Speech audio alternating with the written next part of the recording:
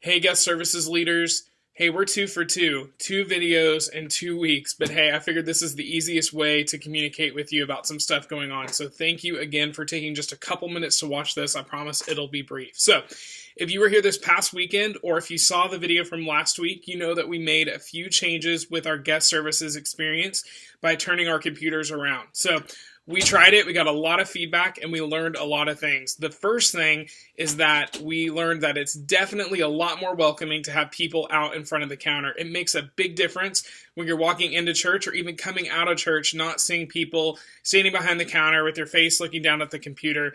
To have people out front welcoming families was a huge win, and so thank you for doing that.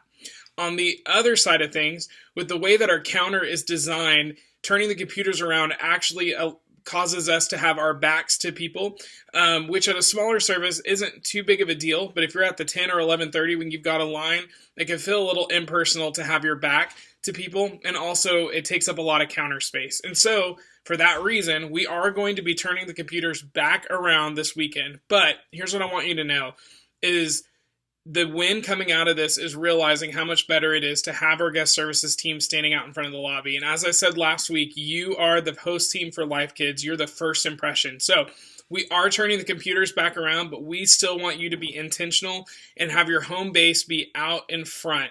And so it doesn't have to be, awkward where you're like shuffling around. Like, here's the deal. If you don't have people, if your area is slow, that's a great time to come out from behind the counter and just greet people, welcome people. If you're still there when people are coming out of church, come out from behind the counter, smile, welcome people, pass out stickers. Again, even more vitally important that you're wearing your Life Kids shirt to identify you to family. So again, this week, that's what we're going to do. We're going to turn the computers back around, but it was still a win because, man, what a big difference it made having you guys out in the lobby with our families during those times where you're not behind the computer helping somebody. So secondly, just a couple reminders with this being Christmas, we're seeing tons and tons of visitors. And so I want to make sure you understand the importance of having every visitor fill out a new family form. Now, what you may not realize is that our campus pastor is actually shooting a personal video to these new families every single weekend. And so in order for us to have that information, we've got to have that form. So that's something cool that's happening behind the scenes that you're making happen by being diligent and having those forms filled out.